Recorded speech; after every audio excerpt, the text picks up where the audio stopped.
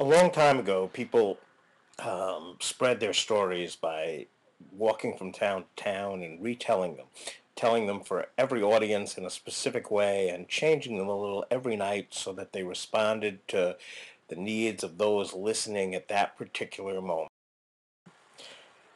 Or they spread stories by creating really wildly fascinating sort of multimedia presentations. Again, every time they rewrote a book, it changed slightly in their hands.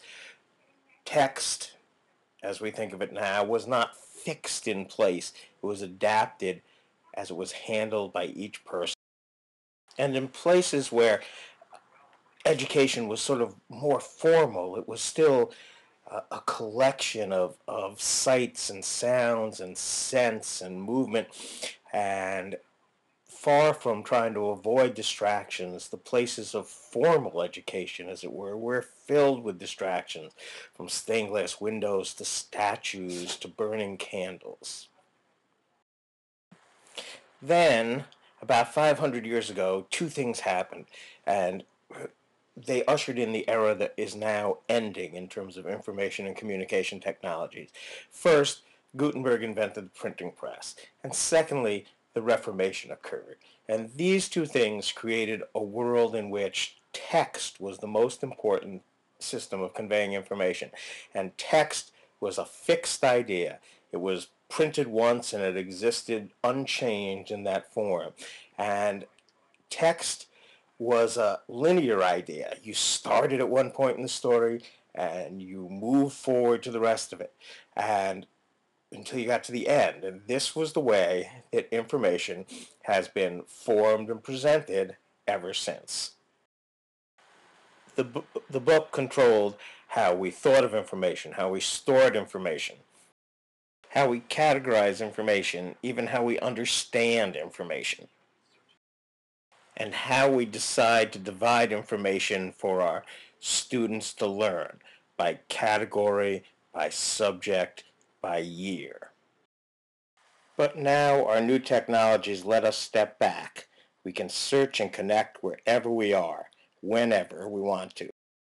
We can change our minds, follow our interests,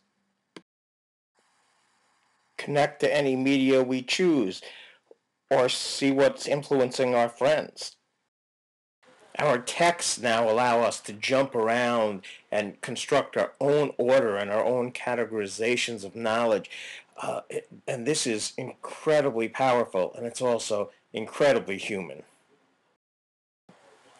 And we can argue with our texts. We can fight with it. We can battle against the knowledge. We can engage with the authors, all in ways we haven't been able to do since the printing press replaced the storytellers. We can reconstruct the works of other authors and add to it and subtract from it and change it and twist it. We can share and collaborate just as if we're sitting in a pub talking. We can even make it accessible, changing text to speech and speech to text. These newest technologies let us take our communications back to the old forms, the short stories and the poetry, the asynchronous letters, the live conversations across fields and in homes and village squares. So this isn't new. None of this is new. In fact, this is fixing an aberration in the history of human knowledge. We're going we're going back to the human system. We're going back to information being assembled in an individual and personal way.